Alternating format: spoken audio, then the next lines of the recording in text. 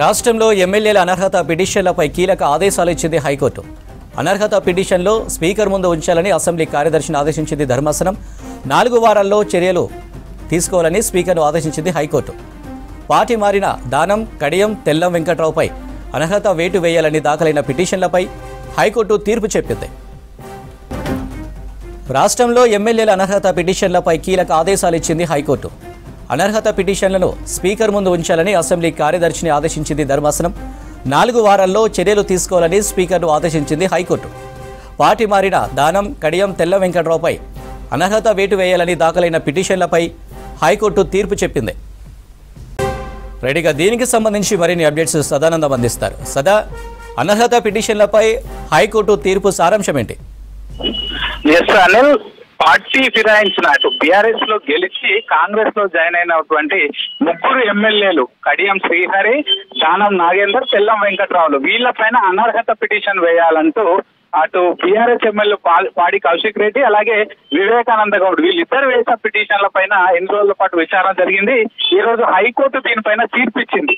So ఈ రోజు high court చెప్పింది ఏంటంటే 4 వారాల్లోగా ఇటు అసెంబ్లీ స్పీకర్ దీనిపైన చర్యలు తీసుకోవాలి, వీళ్ళపైన ఎట్లాంటి చర్యలు తీసుకోవాలి అంటూ వీళ్ళ సెక్రటరీకి అంటే అసెంబ్లీ సెక్రటరీకి ఆదేశాలు జారీ చేశారు. సో ఈ 4 వారాల్లోగా ఒకవేళ ఎలాంటి చర్యలు తీసుకోకుంటే తిరిగి మళ్ళీ మేమే ఈ కేసు పైన మళ్ళీ సుమోటాగా తీసుకొని మేమే విచారించాల్సి ఉంటుందంటూ కూడా ఈరోజు హైకోర్టు తెలిపింది. సో యాక్చువల్ గా వీళ్ళ 3 ఎమ్మెల్యేలను అటు అనర్హత పిటిషన్ వేయాలంటే యాక్చువల్ గా మార్చిలోనే వీళ్ళు బీఆర్ఎస్ ఎమ్మెల్యేలు స్పీకర్ కి ఒక లెటర్ ఇచ్చారు.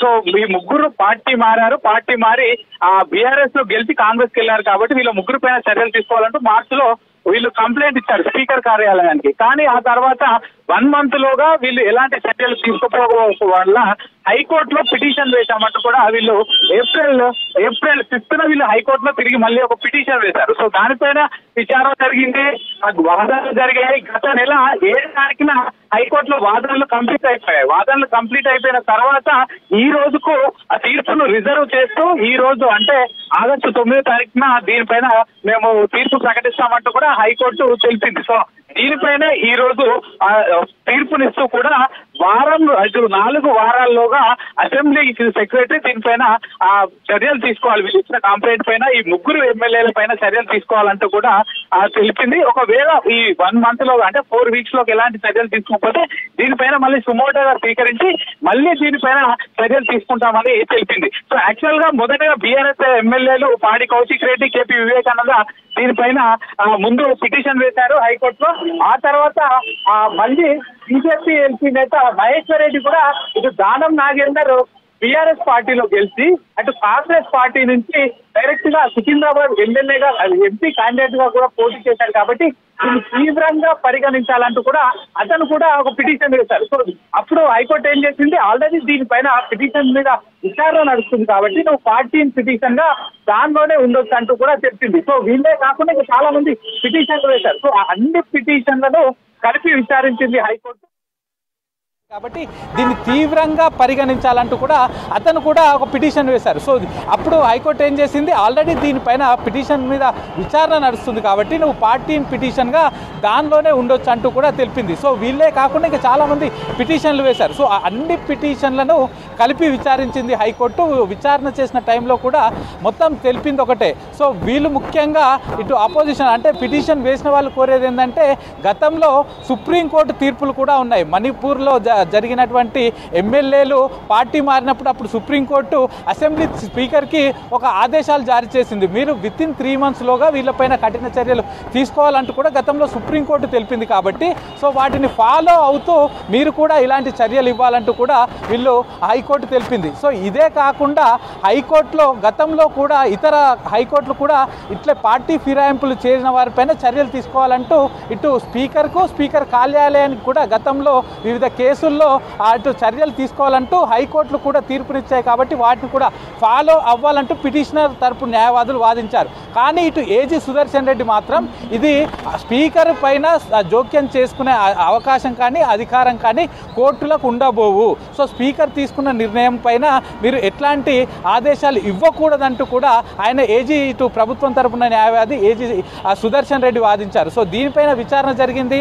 లాస్ట్ మంత్ 7th రోజు దీనిపైన వాదనలు ముగించారు. అటు పిటిషనర్ తరపు న్యాయవాది ఇటు ప్రభుత్వం తరపు న్యాయవాది దీనిపైన వాదనలు కూడా కంప్లీట్ అయిపోయిన తర్వాత ఈ రోజుకు తీర్పు రిజర్వ్ చేసి ఈ రోజు ప్రకటించింది. వితిన్ 1 month అంటే 4 weeks లోగా మీరు చర్యలు తీసుకోవాలంటూ కూడా అసెంబ్లీ కార్యదర్శికి ఈ హైకోర్టు ఆదేశాలు జారీ చేసింది. ఎందుకంటే ఇప్పుడు రాజ్యాంగబద్ధ పదవిలో ఉన్నారు కాబట్టి స్పీకర్కు డైరెక్ట్గా ఒక కోర్టు హైకోర్టు కానీ సుప్రీంకోర్టు కానీ ఎట్లాంటి ఆదేశాలు జారీ చేయలేదు కాబట్టి ఇటు స్పీకర్ కార్యాలయానికి సంబంధించిన సెక్రటరీకి ఆదేశాలు జారీ చేసింది. వితిన్ మంత్ టైంలో మీరు దీనిపైన చర్యలు తీసుకోండి. ముఖ్యంగా వీళ్ళు మొదట యాక్చువల్గా మొత్తం 10 మంది ఎమ్మెల్యేలు మారినా మొదట పిటిషన్ వేసినప్పుడు వీళ్ళు హైకోర్టులో ఏప్రిల్లో ఎప్పుడైతే పిటిషన్ వేశారో అప్పుడు కేవలం 3 మారారు కాబట్టి భద్రాచలం నుంచి తెల్లం వెంకట్రావు, అలాగే ఇటు ఖైరతాబాద్ దానం నాగేందర్, అలాగే కడియం శ్రీహరి స్టేషన్ కన్పూర్. సో వీళ్ళు 3 పైన కూడా చర్యలు తీసుకోవాలంటూ పిటిషన్ దాఖలైంది. అటు బీజేపీ ఎల్పీ నేత ఆయన మహేశ్వర్ రెడ్డి కూడా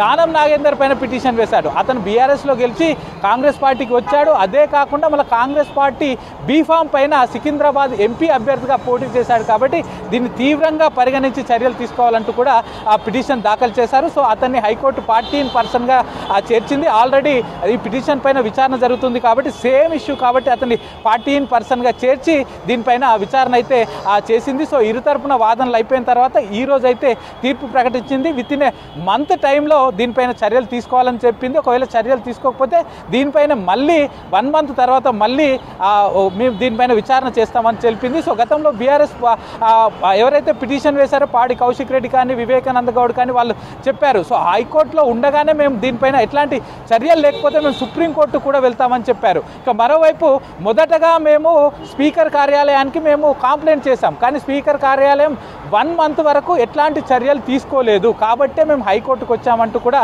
వాళ్ళు తెలిపారు. సో మొత్తం పైన ఈ పిటిషన్ పైన విచారణ చేసిన తర్వాత ఈ రోజు అయితే తీర్పు ప్రకటించింది. సో ఇప్పుడు 1 month లోగా ఎట్లాంటి చర్యలు తీసుకుంటారనే దానిపైన కూడా ఒక చర్చ జరుగుతుంది. ఎందుకంటే డైరెక్ట్గా హైకోర్టు కానీ సుప్రీంకోర్టు కానీ జ్యుడిషియరీ వ్యవస్థ ఆల్రెడీ రాజ్యాంగబద్ధంగా ఏర్పడినటువంటి స్పీకర్కు డైరెక్ట్గా ఆదేశాలు ఇవ్వలేదు కాబట్టి సో స్పీకర్ సెక్రటరీకి ఆదేశాలు ఇచ్చింది కాబట్టి ఎట్లాంటి చర్యలు ఉంటాయి, సో దీనిపైన ఎట్లాంటి డిసిషన్ ఉండబోతుంది అనే దానిపైన కూడా ప్రస్తుతం చర్చ కొనసాగుతోంది.